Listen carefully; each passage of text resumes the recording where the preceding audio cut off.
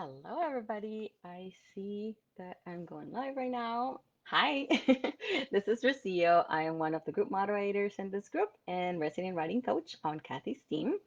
I am coming live to you today. And so if you are listening live, please go ahead and let me know where you're tuning in from. I don't think I can really see the comments, but I will check in as soon as I finish the live. And if you are listening, the recording or the replay, please make sure that you drop us a hashtag team replay so that we know who's watching or who has watched us. So today, let's jump in. It's going to be a quick one. Today, we're going to talk about the three things, the three important factors that you need to make it easier to say no. And so let's get started by just saying out loud that this year in general has been very intense and very different for many of us, of course, for many reasons. And so some of us have all of these stresses from previous months, and we're starting maybe a new term, a new semester, and so we're going into this new phase that comes and brings all of these other stresses, new stresses, and uncertainties. And so we need to make sure that we are prioritizing. We need to make sure that we stay focused and we need to protect our time, our energy, our mental space. And so, more often than not, we're going to find ourselves in this situation where we have to say no. And that's the reason why this life is going on, because what are the things that are going to help us, make that process a little bit easier? And so let's cover those three factors. The first one is going to be, and I have my little notes here just to make sure I don't forget any. The first one is to, first of all, give ourselves a space to reflect. Why is it that we need to say no in the first place? And so this may come as a no-brainer. Many of us are like, oh yeah, I should say no to these things. I should say yes to these things. But really, we need to say it out loud. We need to write it. We need to think about it actively. Allow the time to reflect on it, because this is going to change slightly or maybe even a lot depending on the season of life that we're experiencing. And some have seasons in work and the university setting, but also there are seasons in life. And so it's good to think about this question as we go through these seasons. So saying no, first of all, is going to show that we care. It's going to show that we care about our time. It's going to show that we care about the work we do. It's going to show to ourselves and to others that we are thoughtful and that we want to know that whatever it is that we're going to take on is something that we actively think about. Can I give the time? Should I give the time? Can somebody else depend on my work and my time to be able to work together as a team? And so we want to make sure that what we say yes to, what we say no to, is um, we have an alignment of who we are, what we do, and then that decision, whether it's a yes or a no. And so for this, we need to make sure that we know who. We need to know factor two, and I'll go into that a little bit.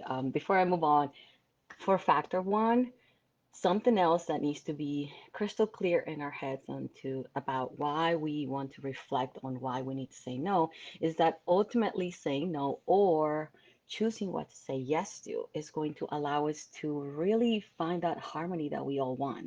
We're going to be able to find the harmony between both our professional and our personal lives. It's going to allow us to prioritize. It's going to allow us to create that focus and really focus so that we can create then the careers and the lives that we want.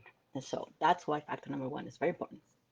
Now, one last reminder, a careful, thoughtful, kind no has a lot more impact and means a lot more than a very empty yes for both parties, not just the one that's saying no, but also the people who receive that answer. Factor number two of the three that I covered today, we need to allow ourselves the time to reflect. Who am I? And I know this may sound like factor number one. Oh, like we think about that, we know about that, but we have to realize that all of these seasons in life that we experience are going to somewhat modify that person that we are. I'm sure many of us this year have been forced to think, who am I? What do I really want in life? How do I want my environment, my family, my teams, my colleagues, all of the things that are around? What do I want of them? Where do I want my time to go? How do I make those things happen?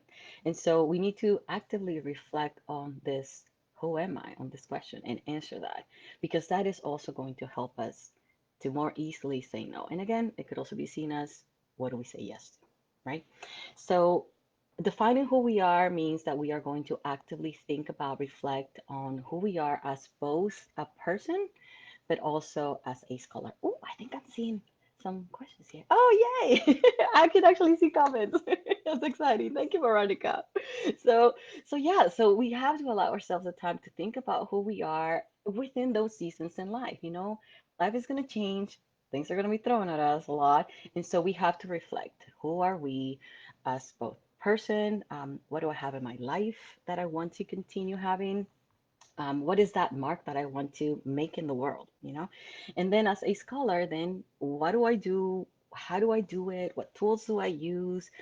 What is my playground? I think a lot about playing and learning through play. So, what is my playground? What is the setting in where I do my work? And so, this is going to perhaps relate to many of you to an academic mission statement. And an academic mission statement is a tool that Kathy uses. She developed a while back, and we use it in all of our programs a lot. And in fact, most of our programs start with that, academic mission statement because that's a really powerful thing to know who you are, to know what you do as a scholar, so that you make sure that you align all the things to that. And yes, in our programs, we go deeper into what this means and we actually go through the motions of aligning activities and prioritizing decision making. But a lot, this is good news for all of you who are not in our programs. Kathy has a lot of this material online. And so I'm going to put in the comments when I finish the live a link to exactly the academic mission statement. And basically, it's going to give you a recipe on what steps to follow to create your own. So that's something that could be important for you. And so, bottom line is that, once you can dig into factor number two, who are we? Who am I as a person and as a scholar? That is going to help you center all of that, and it's going to make it a little easier to be able to say no or pick and choose what you say yes to. Because by having time and, saying no to some things that you shouldn't say yes, it will give you time and it'll give the space to say yes to other things that are more aligned with who you are, both as a person and as a scholar. Factor number three of the three that I'm sharing today is to critically think about our boundaries. And this goes back to knowing both our required and also desired boundaries. And so once we can analyze this component of, the required and desired boundaries that we have, and if we do it in a very critical way, then it'll help us see more clearly where is our energy going and where do we need it to go. Perhaps, both are aligned and that is great. Perhaps, you're giving more energy to things that you shouldn't and that are not really impacting your life, your vision, who you are positively. So how do we make that transition? And it all starts by basically doing a budget of boundary budget, if you want to call it that way. And so want to critically analyze these boundaries. And again, in our programs, we dig deeper into what this means. We actually have a whole workshop on the whole boundary setting. And so I wanted to touch up in this live and on three main boundaries because I feel like those will be the ones that can help you go a little further and maybe make it a little easier to say no. The three boundaries are going to be the time boundaries, your workload boundaries, and your self-maintenance boundaries. And so for the time boundaries, it's everything that is or not schedule that requires time from you. So your meetings, your time teaching, your time doing admin work, the time that you have at work, the time that you have at home. And so anything that is bound by time. The workload boundaries is to critically assess all the things that you have as part of your workload. So this could be anything from reviewing articles for peer reviewed journals to off mission committee work, on mission committee work, co-authoring collaborations, also perhaps new programs that you have to design or redesign, or if you're going online or doing mostly online, then you had to, make some changes and tweak and think of your classes in a very different way in a setting. So all of that work is part of your workload boundaries. And the third boundary is the self-maintenance. And this one is very important. And a lot of people think it's like, oh, it's either the basic stuff or the somewhat trivialized stuff. And in reality is it's a combination of those two, but beyond that, because we want to cover the basic needs that we have, and say maintenance boundaries could be sleep and reading and eating and cooking, but also the things that are going to allow you to restore and refuel so you can continue creating, continue being the mentor you want to be, continue being the person in that community you want to be. And so the self-maintenance really encompasses all the things you need. And this is very personal because my self-maintenance boundaries are going to be different from yours. I have to take care of the meds that I take for the chronic disorder that I have and how I manage that. And so sometimes they start trickling into the time boundaries and other types of boundaries. So critically assessing these boundaries to know where is the energy going, where does it need to go if it isn't going already. That's going to allow you to make it a little easier to say, okay, now I only have this much time to say yes to these things. Are they aligned with why should I say yes to begin with? Why should I say no? Are they aligned to who I am as both a person and a scholar, my mission statement, my academic mission statement, my personal philosophy? And then I can say, all right, all of this little bit of time that I have, these are the things that I really have to say no, as painful as it is.